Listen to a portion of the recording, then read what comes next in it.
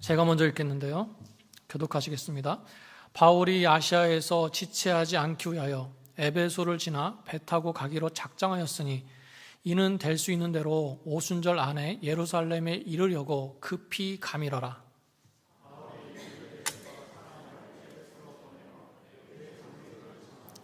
오매 그들에게 말하되 아시아에 들어온 첫날부터 지금까지 내가 항상 여러분 가운데서 어떻게 행하였는지를 여러분도 아는 바니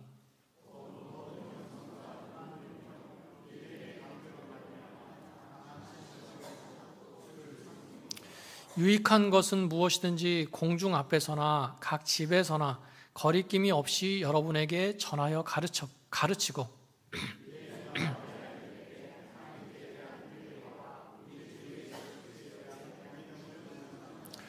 보라, 이제 나는 성령에 매여 예루살렘으로 가는데 거기서 무슨 일을 당할지 알지 못하노라.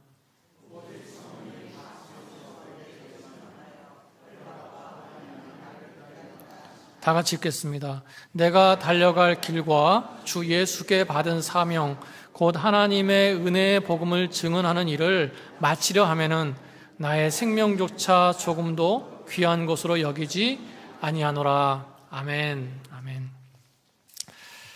경직된 마음을 푸시고 내가 은혜 받아야 되겠다. 그런 마음으로 말씀에 집중하시기 바랍니다. 설교자가 이 앞에 딱 서면 성도님들이 어떤 상태인지 딱 느껴요. 낯설어서 그런지 오래간만에 뵈서 그런지 좀 경직되어 계시는데 은혜 받을 준비를 하시기 바랍니다.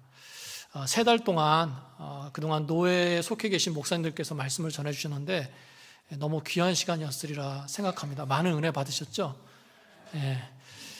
너무 감사하고 제가 일부 예배 때도요 아무런 얘기하지 않고 그냥 말씀만 전했어요. 왜냐하면 안식년이 끝나고 왔을 때 제 개인적으로 어떻게 지냈는지 궁금하실 거거든요. 그런데 3개월 만에 만났는데 저는 마음속에 말씀으로만 만나고 싶은 거예요. 순전한 말씀으로 같이 은혜 받는 그런 시간이 되셨으면 좋겠습니다. 오늘 주제가 현실과 기대 속에서 붙잡아야 될 것, 이렇게 말씀하고 있습니다. 현실은 현실이죠. 지극히 사실입니다. 여러분, 현실은요 지금 나에게 닥쳐 있는 그 모든 일들이 현실이에요. 오늘도 아침 일찍 일어나서 하루 종일 일해야 됩니다. 다람쥐 쳇바퀴 도는 것 같지만 먹고 살려면 해야 돼요. 때로는 재미없어 보이고 지치기도 하고요. 하기 싫을 때도 있습니다. 그런 마음이 들 때도 있지만 그걸 또 감당해야 돼요. 현실입니다. 그러면서 그 가운데 그렇게 살아가면서도 하루아침에 해결될 수 없는 그런 어려움도 함께 가지고 가고 있어요. 경제적인 어려움이 있습니다. 늘 쪼들리고요. 뭐 하나 돈 쓸 일이 생기면 막 고민하면서 이리저리 궁리하면서 살아요. 먹고는 사는데 그 이상 뭘 하기가 쉽지 않습니다. 살아도 빚지면서 살고요. 늘 쪼들려요.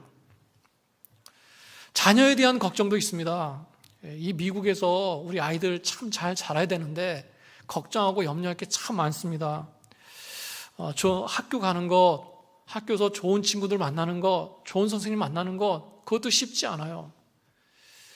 뭐 총기 사고라든가 마약이라든가 이런 뉴스를 들을 때마다 가슴 철렁하고요. 정말 그 안 좋은 미국 문화, 뭐 동성애라든가 이런 문화에 휩쓸리지 않고 신앙을 지켜가면서 잘 자라야 되겠는데 이 걱정이 참 많은 거죠. 장성했다고 끝납니까? 좋은 직장 구해야 되죠. 또 좋은 사람 만나서 결혼하는 것, 또 2세를 갖는 것, 생활적으로나 정신적으로나 독립하는 것, 자립했지만 부모님과 좋은 관계를 갖는 것, 이게 하나도 만만한 게 없어요. 그러니까 없는 얘기 하는 게 아닙니다. 다 우리 가까이에 있는 그런 일들이에요. 현실입니다. 또 내가 건강하지 못합니다. 내가 건강을 잃어버렸어요. 회복해보려고 노력하는데 그게 잘 안 돼요. 나이가 들어가면서 더 무기력해지는 것 같습니다. 이것도 부인할 수 없는 사실이죠. 여러분, 이런 어려움들은요, 이런 현실들은 또 한 가지만 있는 게 아니에요. 2중으로 3중으로 겹쳐져 있습니다. 경제적으로 힘든 데다가 건강도 안 좋아요. 건강도 안 좋은 데다가 할 일이 너무나 많습니다. 이중 고통, 삼중 고통 가운데 있는 거예요. 여러분, 이게 지금 다 우리의 삶 속에 가까이 있는 현실이라는 거예요. 너무 우울한 얘기만 해서 죄송합니다. 자, 그렇다면 그 가운데 기대나 소망은 없는가? 있죠. 왜 없겠어요? 지금보다 좀 더 낫기를 기대하는 그런 소망이 있습니다. 경제적으로 지금보다 좀 낫기를 기대하고요. 건강도 지금보다 더 좋아지기를 기대합니다. 힘든 건 있지만 그래도 아이들이 계획대로 교육대로 잘 자라기를 기대하면서 살아가요. 그러니까 힘을 낼 수 있는 거예요. 하나님께서 그렇게 하시리라고 믿고 더욱더 기도하면서 살아가는 것입니다. 여러분, 그 기대대로 하나님께서 인도하시는 그런 구체적인 형통함이 있으시기를 축복합니다. 자, 그런데 문제는 뭡니까? 내 경험상, 우리의 경험상 살아가면서 이런 어려운 현실들이 쉽게 바뀌지 않는다는 것도 느끼고 있어요. 정말 변할 수 있을까? 정말 그런 일이 나에게 일어날 수 있을까? 확신하지 못하겠는 거예요. 지난 몇 년 동안 변함없이 이렇게 살았어요. 그럼 어떤 생각이 듭니까? 앞으로의 몇 년도 이대로 사는 거 아니야? 그런 생각이 들 때마다 낙심하게 돼요. 세상에서도 그런 말이 있습니다. 이제 저도 몰랐던 얘기인데요. 유행했던 말이래요. 뭐 현시창이다. 혹시 아십니까? 이게 무슨 말의 약자인가? 꿈은 높은데 현실이 시궁창이다. 이건 현시창이다 그런데요. 뭐 젊은 사람들이 쓰는 것 같아요. 기대는 하지만, 꿈은 높지만 현실 속에서 뚜렷한 변화의 기미가 보이지 않을 때, 그럴 때 사람은 절망하게 됩니다. 여전히 변하지 않는 것 같은 현실 속에서 기대하고 있었는데 그 기대가 꺾이고 사그라지는 것 같을 때, 그리고 계속 그렇게 가야 될 것 같을 때 참 마음이 힘들고 의욕도 꺾이고 지치게 되는 거예요. 여러분, 이럴 때 어떻게 됩니까? 여러분은 현실을 더 많이 붙들고 계십니까? 아니면 기대를 붙들고 가고 계십니까? 이게 분명한 거는요, 제가 이렇게 말씀을 드려도 이 현실은 부인할 수가 없는 거예요. 현실 도피라고 하죠. 내 눈앞에 닥쳐있는 현실은 피할 수가 없습니다. 싫든 좋든 살아가야 돼요. 이게 현실이에요. 그런데 엄밀히 말하면 사실은 믿음으로 보면요, 지금 나에게 주신 그것도 하나님께서 주신 거죠. 그래서 현실은 놓을 수 없어요. 그리고 기대도 포기할 수 없습니다. 왜냐하면 기대를 포기하는 건 낙심한다는 뜻이거든요. 체념한다는 뜻이에요. 비록 당장은 불가능해 보여도 좋은 변화를 사모하면서 살아가는 것, 그 모습이 우리에게 있어야 되죠. 자, 그렇다면 예수 믿는 사람들, 우리가 믿음을 가지고 살아가는 우리가 더 많이 붙잡아야 될 것은 무엇입니까? 현실입니까? 기대입니까? 두 가지 다 있어야 돼요. 여러분, 그런데 사실 이 두 가지보다 더 많이 붙들고 가야 될 것이 있습니다. 바로 사명이에요. 사명. 하나님께서 나에게 주신 사명, 그걸 붙들고 가야 됩니다. 여러분, 오늘 말씀에서 나오는 바울을 한번 보죠. 지금 바울이요, 3차 전도여행을 마치고 예루살렘에 가는 과정 중에 있어요. 왜 예루살렘에 갑니까? 3차 전도여행을 하면서 바울이 각 지역에 있는 교회들을 돌아가면서 구제헌금을 거뒀어요. 여러분 잘 아시는 것처럼 유다 지역에 굉장히 극심한 가뭄이 들고 흉년이 들었습니다. 곳곳에서 굶어 죽는 사람이 속출할 만큼 아주 심각한 극심한 어려움이었어요. 그래서 그 가운데 있는 예루살렘 교회를 돕기 위해서 헌금을 거두고요, 그걸 전달하려고 예루살렘에 지금 가려고 하는 겁니다. 자, 얼마나 감사해요. 얼마나 귀한 일입니까? 얼마나 좋은 일이에요. 자발적으로 한 일이고요, 꼭 필요한 일이었습니다. 그런데 현실은 어때요? 현실은요, 그렇게 열심히 수고하고 노력했지만 여전히 바울을 공격하고 비난하고 어떻게든 바울을 무너뜨리고 잡아 끌어내리려는 그런 사람들이 있었다는 거예요. 이게 현실입니다. 좋은 일을 하는데도 여전히 위험과 공격이 있었다는 거예요. 사실 여러분, 바울이라고 교회 다니면서 그냥 전도만 하고 싶지 아쉬운 소리 하고 싶겠어요? 교회를 위해서 그런 겁니다. 그리고요, 비록 기독교인들은 아닐지라도 예루살렘에 있는 교회는 유대인 중심의 교회였어요. 결국은 같은 동족을 돕는 일이었고 그 동족의 굶주림을 해결하는 거였습니다. 그런데도 바울을 그냥 놔두지를 않아요. 사실 바울이 예루살렘에 가려고 하는 이유는 예루살렘 교회를 도우려고 하는 목적도 있었지만 그것만 있는 게 아니었습니다. 이방 교회가 예루살렘 교회를 도움으로 인해서 이방 교회나 예루살렘 교회나 다 예수님 안에서 한 교회다, 그런 상징적인 의미가 있었어요.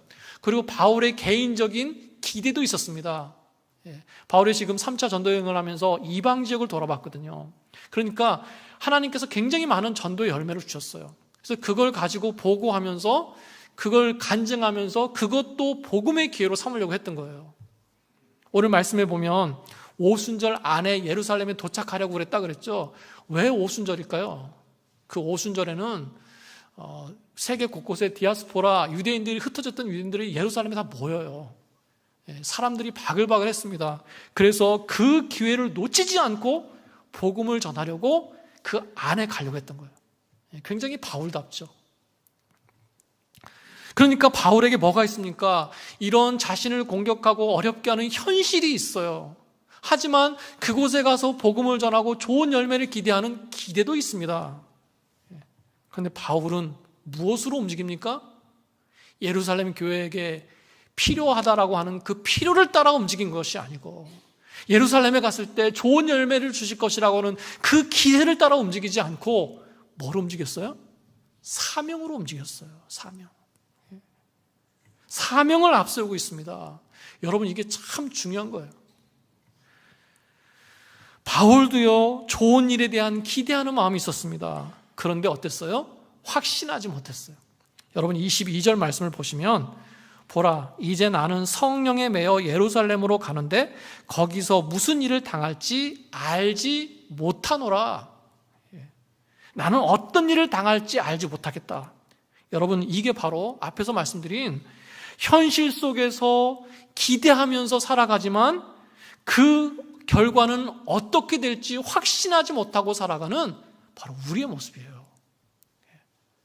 여러분, 성령에 매여서 예루살렘에 간대요. 성령께서 인도하시고 성령의 감동으로 가는 일이니 얼마나 확실합니까? 그리고 여러분 아신 것처럼 바울은 기도하는 사람이에요. 성령의 이끌림으로 가고 기도하면서 가는데도 알지 못하겠대요. 그 결과를 알지 못하겠대요. 우리와 똑같습니다. 여러분, 이게 위로가 되십니까? 자기가 예상한 대로, 기대한 대로 될지는 자신도 모르겠다는 거예요. 심지어 어떤 얘기가 들립니까? 그 예루살렘에 가면요, 큰 어려움과 고난이 기다리고 있다, 이런 소리를 들어요. 23절이죠. 오직 성령이 각 성에서 내게 증언하여 결박과 환난이 나를 기다린다 하나. 그러니까 예루살렘에 가면 잡혀서 감옥에 갇힐 거라는 걸 예언을 통해서 듣는 거예요. 이런 일들을 바울이 예루살렘으로 여행하는 과정 중에 곳곳에서 주십니다. 그러니까 바울이 예루살렘을 향해 지금 가고 있는데 고스, 로도, 바다라, 베니게, 구브로, 수리아, 두로, 돌레마이, 이런 곳을 들려요. 그러니까 복음을 가면서 그냥 가는 게 아니라 이 복음을 전하면서 쭉 가는 겁니다. 그리고 그 복음을 전했던 1차, 2차 전도여행 때 복음을 전했던 사람들을 그 기회에 만나면서 그들의 믿음을 굳건히 세우는 그런 사역을 했어요. 오늘 본문에 나온 내용이죠. 밀레도에서 에베소 교회 장로들을 만났습니다. 바빠서 에베소까지 들리지 못하고요, 에베소에 있는 장로들 오라고 그랬어요. 그래서 만나는데 막 바울을 껴안고 막 웁니다. 왜 그랬겠어요? 다시 못 볼 것처럼 얘기해요. 예루살렘에 가면 나에게 고난이 있을 것처럼 얘기하니까 이 바울을 보낼 수가 없는 거예요. 바울을 사랑하니까. 막 눈물로 막 품고 울었습니다. 두로에 들렸을 때요, 성령의 감동을 받은 제자들이 바울에게 예루살렘에 가지 말라고 간청을 해요. 예루살렘에 가면 고난이 있을 거니까 가지 말라는 겁니다. 근데 어떻게 됩니까? 결국은 바울을 꺾지 못하고요, 성문 앞까지 나와서 바울을 전송하는 장면이 쭉 이어지고 있어요. 중간에 또 유대에서 내려온 아가보 선지자를 만나게 되는데요, 그 선지자가 똑같은 예언을 합니다. 바울이 결박당할 거라고 예언을 해요. 그 말씀을 들은 또 성도들이, 사람들이 와서 바울에게 가서 예루살렘에 가지 마세요 막 말립니다. 여러분 보세요. 말씀을 보면 반복해서 하는 말이 뭡니까? 성령께서 그렇게 말씀하셨다는 거예요. 그러니까 거의 확실한 겁니다. 그렇다면, 그런 현실을 본다면 어떻게 해야 되겠어요? 가지 말아야죠. 인간적으로 보면 예루살렘에 안 가는 게 맞습니다. 나 같아도 가고 싶지 않을 거예요. 모르고 가면 모를까? 눈앞에 빤히 보이는 고난이 있는데 거기를 간다는 것은요, 결코 쉽지 않습니다. 얼마나 합리적인 이유가 많겠어요. 가서 붙잡히면 복음을 못 전하잖아요. 시간 낭비하는 거 아닙니까? 시간을 아껴야 하잖아요. 바울이 그런 일을 당하면 안타까워하는 사람은 있겠습니까? 그걸 보고 뭐라고 하겠어요? 아, 교회 덕이 안 된다, 이런 얘기를 하는 사람이 있을 거예요. 늘 이런 걸 보면 교회 덕을 생각하지 않는 사람들이 이런 얘기를 합니다. 바울의 대적들이 그런 얘기를 해요. 바울의 대적자들이 얼마나 좋아하겠습니까? 꼴 좋다, 혼자 잘난 척 하더니 결국은 결과가 저렇다, 그럴 거예요. 실제로요, 바울이 로마에 가서 감옥에 갇혔을 때 바울을 싫어하는 대적자들이 뭐라고 했습니까? 바울이 하나님 일을 하다가 저렇게 갇힌 거 보니까 바울은 사도가 아닌 것 같아, 이런 얘기를 했어요. 실제로 교회와 성도들이 많이 걱정했습니다. 성도들의 사기가 꺾였습니다. 여러분, 이유를 찾자면 수없이 많아요. 때로는 물러나는 것도 지혜입니다. 타협할 수 있어요. 그게 더 지혜로워 보인다는 거죠. 근데 바울의 선택은 뭐였습니까? 그 현실을 보고 따라간 게 아니라 사명을 보고 따라갔다는 거예요. 현실을 보고 결정한 것이 아니라 나도 정확히는 모르겠습니다 라고 하는, 그러나 잘 되지 않겠어요 라고 하는 막연한 기대를 보고 따라간 것이 아니라 자신에게 주어진 사명을 보고 따라갔다는 거예요. 자신은 그래도 예루살렘에 가겠대요. 일면 무모해 보입니다. 어떤 사람은 아집이라고 그래요. 쓸데없는 고집이라고 얘기합니다. 그런데 가겠다는 거예요. 첫 번째 22절 말씀을 보니까 뭐라고 얘기합니까? 보라, 이제 나는 성령에 매어 예루살렘에 간다. 자신의 생각과 고집이 아니라 성령의 감동 가운데, 성령의 인도하심 가운데 간다는 거예요. 결과는 자신조차 모르지만 성령의 인도하심으로 나는 간다. 그러니까 사람의 소리가 아니라 성령님의 소리를 분명히 들었다는 거예요. 두 번째, 바울은 그게 곧 자신의 사명이라는 걸 알았습니다. 24절 말씀을 보시면요, 내가 달려갈 길과 주 예수께 받은 사명이 있다, 이렇게 얘기해요. 예루살렘에 가는 게 자신의 사명이고 그것도 복음을 증거하는 일이라는 걸 알았다는 거예요. 바울이 이렇게 확신해서 얘기하는 이유가 어디 있습니까? 자신이 받은 사명은 누구에게 받았다고요? 주 예수께 받은 사명이다, 이거예요. 굉장히 중요한 고백입니다. 여러분, 지금 바울이 말하는 사명은요, 주변에서 말하고 겉면에서 사람이 준 게 아니에요. 심지어 교회가 바울에게 짊어지운 게 아닙니다. 예수님께서 주신 거예요. 집사님이시니까, 권사님이시니까 그거 하셔야죠. 다른 사람이 자신에게 짊어지는 사명이 아니에요. 그렇게 하지 마세요. 여러분, 그게 하나님께서 그 사람에게 주어준 사명이라고 확신하십니까? 잘 모르잖아요, 우리가. 그러니까 기도해야 되는 거예요. 저도요, 어떤 사역을 맡길 때마다 정말 확신 가운데 하셔야 됩니다, 이런 경우도 있지만요, 대부분 뭐라고 말씀드리냐면 기도해보고 결정하세요. 기도해보고 성령의 분명한 음성을 듣고 확신하고 결정하세요, 이런 말씀을 드립니다. 여러분, 사람이 사람에게 주는 사명이 아니에요. 누군가가 나에게 자신이 생각한 대로 억지로 맡겨주는 그런 사명이 아닙니다. 바울은요, 사역하느라 여러 교회들과 많은 관계가 있었어요. 에베소 교회, 고린도 교회, 빌립보 교회 성도들. 그래서 그들에게 예수님의 이름으로 열심히 헌신하고 최선을 다했지만, 그러면서도 바울은 철저하게 내가 누구에게 속해 있고 누구의 명령을 받고 누구의 뜻에 따라 움직이는지 한 번도 잊어본 적이 없습니다. 주 예수께 받은 사명이에요. 예수님께서 나에게 주신 명령이에요. 지금도 오늘 말씀에서도 성령에 이끌려 예루살렘에 갑니다. 근데 또 주변 사람들이 바울을 막 걱정해서 사랑해서 가지 말라고 그래요. 성령님께 받았는데 가지 말라는 건 성령님의 뜻이 아닌 거예요. 그러니까 성령의 역사 가운데도 우리의 인간적인 생각이 들어갈 수 있다는 거죠. 왜 잡힐 곳으로 가십니까? 때로는 뱀같이 지혜로워야죠. 바울 사도가 잡히면 교회가 얼마나 근심이 많겠습니까? 교회의 덕이 안 됩니다. 영웅이 되시려고 그러는 겁니까? 그래도 가야 되겠다는 거예요. 왜요? 예수님께 받은 사명이기 때문에. 그래서 아무리 여러 가지 이유가 있어도 해야 되는 건 해야 되겠고 아닌 건 아니라는 거예요. 바울은 아주 강하고 확신 있는 어조로 얘기합니다. 주 예수님의 이름을 위하여 결박당할 뿐 아니라 예루살렘에서 죽을 각오도 했다.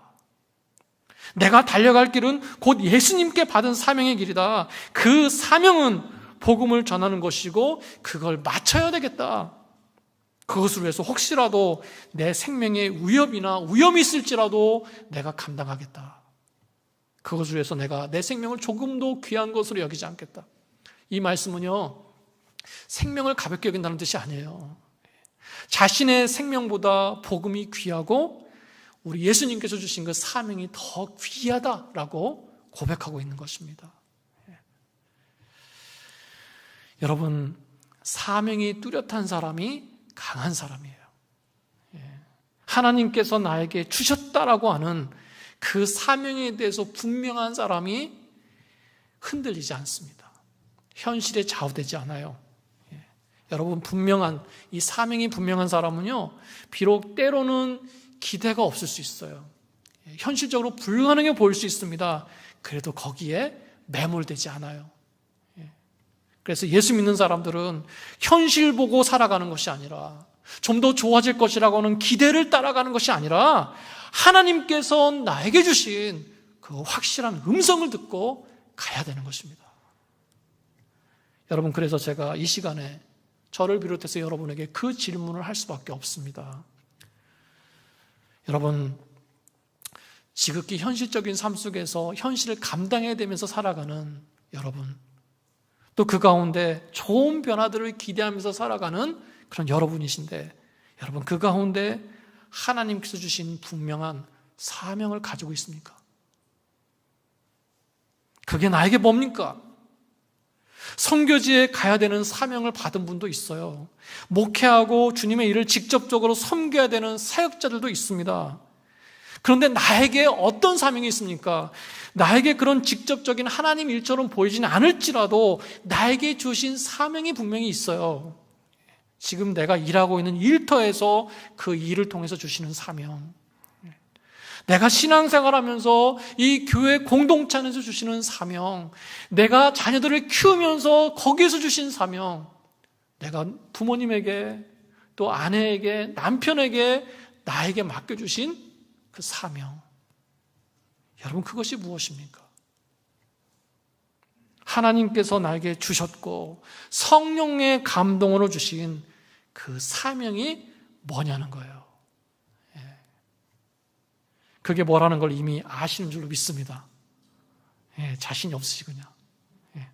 혹시라도 그게 뭔지 모르겠다라거나 알긴 알겠는데 확신할 정도로 분명하지 않다라거나 내가 이미 알고 있지만 받았는데 살아가면서 현실 속에서 무뎌졌다라거나 또는 사그러지는 기대 속에서 그냥 체념하고 산다라거나, 여러분 그걸 확실히 해야 돼요. 확실히 해야 돼요. 그게 분명해질 때 내가 목숨까지도 아깝지 않습니다 라고 하는 담대함이 생기는 것입니다. 예루살렘에 가면 어떤 일이 생길지 모르지만 그래도 갈 수 있는 용기를 얻게 되는 거예요. 여러분 그 사명을 위해서 기도하시기 바랍니다. 여러분 현실을 보면 답이 없을 때가 많잖아요. 기대를 해보지만 그게 얼마나 해결될 줄을 몰라요. 여러분 그럴 때 현실만 보면 낙심이 돼요. 기대하다가 좌절합니다. 그리고 그게 반복되다 보면 체념해요. 여러분 그때가 바로 사명을 바로 봐야 될 때인 줄로 믿습니다. 내게 주신 사명을 확인하고 결단하시기 바랍니다. 그리고 그럴 때일수록 어떻게 돼요? 하나님의 음성을 들어야 됩니다. 하나님을 만나야 돼요. 그렇게 하나님을 만나려면 어떻게 됩니까? 그 답은요, 저도 알고 있고 여러분도 알고 계세요. 기도해야죠. 기도해야죠. 기도하지 않는데 어떻게 하나님을 만날 수 있습니까? 기도하지 않는데 어떻게 내게 있는 사명의 길을 갈 수 있는 힘을 얻을 수 있겠어요? 여러분 다른 사람과 비교하지 마세요. 내가 잘하면 돼요. 내가 사명 가운데 내가 가지고 있는 생각을 다른 사람에게 강요하지도 마세요. 내가 하나님 앞에서 나의 길을 분명히 인지하고 사명을 따라 살아가잖아요. 그럼 하나님께서는 그걸 통해서 합력하여 선을 이루십니다. 교회 공동체 안에서도 그래요. 그래서 내가 먼저 사명으로 잘 살잖아요. 그럼 하나님께서는 그걸 통해서 일관성 있게 인도하세요. 왜요? 하나님은 한 하나님이시니까. 성령님은 한 성령님이시니까. 내가 영적으로 바로 세워져 있으면 그런 사람들을 묶으셔서 하나님께서 일관성 있게 하나님의 일로 인도하신다는 거예요. 그러니까 중요한 건 뭡니까? 내가 잘 살아야죠, 내가. 그리고요, 그 사명에 대한 기도는 끊이지 않고 해야 될 줄로 믿습니다. 사람인지라 또 망각해요. 또 현실 속에 푹 빠져서 살다 보면 또 무뎌져요. 기대하는 것들이 늦어지고 변화의 기미가 보이지 않으면 또 체념해요. 여러분 그래서 그 예수님께서 주신, 우리 주님께서 주신 그 사명을 잃지 않기 위해서, 빼앗기지 않기 위해서 끊임없이 기도하고 무장해야 되는 것입니다. 여러분 사람의 평가에 너무 마음 빼앗기지 마세요. 누가 봐도 무모해 보일 수 있습니다. 대책 없어 보일 수 있어요. 미련해 보일 수 있습니다. 바울이 그걸 몰랐을까요? 바울 같은 사람이? 알죠. 그걸 나도 모르는 게 아닌데 내가 모른다고 생각하고 자꾸 주변에서 얘기합니다. 가지 말라고 얘기해요. 그 사랑해서 그런 건 그래도 이해가 되겠는데 헐뜯습니다. 가십거리로 삼습니다. 여러분 거기에 좌우되지 마세요. 또 그런 자리에 서지도 마세요. 그것이 내 인생을 좌우하는 것이 아니라 내 인생을 좌우하시고 내 삶의 진정한 힘과 능력을 만드실 수 있는 분은 하나님밖에 없습니다. 그 하나님을 만나셔야죠. 만나셔서 사명을 확인해야죠. 하나님께서 원하시고 내가 그걸 알아서 내가 원하는데 그걸 누가 맡겠어요? 그런 담대함이 생기는 겁니다. 그러다 보면요, 불통 같아 보이던 그 예루살렘이 형통하는 경험을 하게 되는 거예요. 나의 현실 속에서 내가 기대했던 것보다 더 넘치도록 채워주시는 하나님을 경험하게 될 줄로 믿습니다. 그런 믿음을 가지시기를 축복합니다. 한 가지 더 말씀을 드리고 제가 기도하려고 하는데요. 굉장히 이것도 중요한 말씀이에요. 우리가 사명을 인식했어요. 내가 사명을 알아요. 그렇다면 그 사명대로 작은 것이라도 하나라도 행하면서 사시기 바랍니다. 노력해야 된다는 거예요. 여러분 성경은요, 아무것도 하지 않고 감 떨어지기를 기다리라고 말씀하지 않습니다. 네가 있는 그 자리에서 노력하고 수고하고 최선을 다하라고 말씀하고 있어요. 여러분 바울이 사도행전에서 이 설교를 여러 번 했는데요. 보통 가장 중요한 설교로 세 가지를 꼽습니다. 사도행전 하나는 사도행전 13장에서 비시디아 안디옥에서 회당에서 이제 말씀을 전하는데요. 하나님을 알아요. 하나님을 경외하지만 예수님에 대해서 모르는 유대인들에게 설교합니다. 두 번째는요. 사도행전 17장에 나오는 내용인데요. 아덴에서 이방인들에게 설교해요. 그리고 바로 세 번째가 오늘 우리가 보고 있는 밀레도에서 설교한 것입니다. 이 세 가지 설교 중에 오늘 우리가 보고 있는 이 본문 말씀만 유일하게 예수 믿는 사람들 있죠. 그리스도인들에게 전하는 권고의 말씀이에요. 그러니까 마치 다시 못 볼 것처럼 마지막 유언처럼 그렇게 말씀을 전합니다. 그러면서 그동안 자신이 어떻게 사역했는지를 쭉 열거해요. 19절을 보시면 겸손과 눈물과 시험을 참아내면서 인내로 섬겼다 이렇게 얘기합니다. 겸손과 눈물. 여러분, 이 바울이 얘기하던 당시 1세기 로마 시대는요, 그 문화에서는요, 겸손과 눈물은 아름다운 덕목이 아니었습니다. 오히려 심약한 사람을 상징할 때 쓰는 표현이었어요. 그러니까 우리도 옛날에 그랬잖아요. 뭐 지금도 그런지 모르겠지만 남자는 눈물 흘리면 안 돼. 뭐 이런 거죠. 오히려 겸손과 눈물은 악한 것으로 여기고요. 하지 못하게 했어요. 그런데 바울은 스스로 없이 이렇게 말하고 있습니다. 겸손과 눈물로 사역했다는 거예요. 그만큼 간절하게, 그만큼 힘들게 사역했다는 거예요. 또 바울은 뭐라고 얘기합니까? 어느 곳에 있든지 말씀을 가르치기를 힘썼다 이렇게 얘기해요. 듣기 싫어도 반드시 알아야 될 말씀이라고 한다면 거리낌 없이 전했다는 거예요. 심지어 거부하고 받아들이지 않아도 낙심하지 않고 때로는 시험을 참아가면서 말씀을 전했다 이렇게 얘기합니다. 그래서 오늘 우리가 읽지는 않았지만 31절 이하를 보면요, 그렇게 에베소 장로들을 이렇게 불러서 뭐라고 권면합니까? 꼭 기억해야 될 것을 말씀하는데 눈물 섞인 아주 간절하고 중요한 권면을 하는데 뭐라고 합니까? 깨어있으라 그래요. 깨어있으라. 자신이 에베소에서 3년간 밤낮 쉬지 않고 눈물로 훈계했던 것들을 기억하라. 깨어있어라 그래요. 깨어있어라. 또 하나 부탁한다 그래. 부탁한다. 맡긴다 이런 뜻이잖아요. 그런데 이 말씀은요, 장로들에게, 사람들에게 교회를 부탁한다 이런 뜻이 아닙니다. 이 부탁한다는 말은요, 교회와 교회 지도자들을 말씀에 부탁한다 이런 뜻이에요. 그러니까 이 말은 뭡니까? 말씀대로 살라는 거죠. 말씀을 떠나지 말라 이런 권면이에요.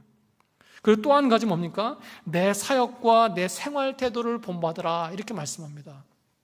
굉장히 쉽지 않은 얘기예요. 잘못 들으면 굉장히 교만할 수 있는 얘기입니다. 그러니까 바울은 정말 그렇게 얘기할 수 있을 정도로 그들 앞에 진실하고 신실하게 살아간 거예요.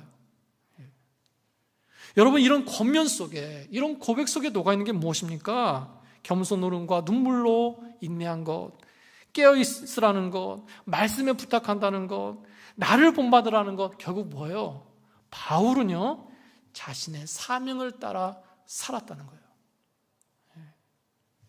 그리고 지금도 그 사명을 따라 예루살렘에 가고 있는 것입니다. 하루아침의 사명이 아니라 한번 뜨거워지고 갑자기 뜨거워졌다가 반짝하고 끝나는 그런 사명이 아니라 성령의 인도하심 가운데 살았고 그 일상의 삶 속에서 사명을 가지고 최선을 다하면서 살아갔다라는 것입니다. 여러분, 하나님 앞에 내놓을 것이 있어야 되지 않겠습니까? 내놓을 것이 없어도 주시는 그 하나님의 사랑, 우린 그걸 은혜라고 그래요. 그러나 성경에서는요, 많은 부분 수고한 대로 거두게 하시는, 씻는 대로 거두게 하시는 하나님의 은혜를 발견할 수 있습니다. 여러분, 사명을 위해서 최선을 다하라는 거예요. 바울은 성도들에게 권면하고 있습니다. 그리고 이 말씀은 바로 지금 저와 여러분에게 주시는 메시지예요. 24절 보면 내가 달려갈 길 그래요. 달려간 길, 완료형으로 얘기하지 않고 앞으로도 달려갈 길이라고 진행형으로 얘기합니다. 바울은 사명이 있는 사람이에요. 사명이 있는 정도가 아니라 확실하고 철저한 사람이에요. 그런데 거기에 만족하거나 안심하지 않고 어떻게 한다고요? 나는 계속 달려간다. 달려가고 있다. 이렇게 얘기해요. 여러분, 주님께서 나에게 주신 그 사명을 가지고 계속해서 달려가는 믿음의 사람 되시기를 축복합니다.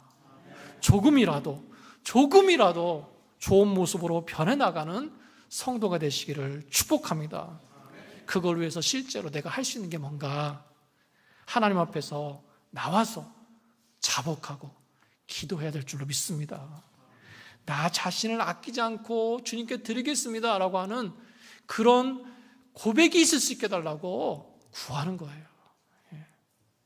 다른 사람의 말에, 다른 환경에 흔들리지 마시고요, 내가 직접 하나님 음성을 들어가면서 하나님 앞에서 확신해 가면서 나가시기를 바랍니다. 그럴 때 그 현실과 기대 속에서 내게 주신 사명을 붙들고 감으로 말미암아 크고 작은 승리를 맛보면서 살아가시는 그런 저 여러분 되시기를 주님의 이름으로 축원합니다. 축복합니다. 아멘.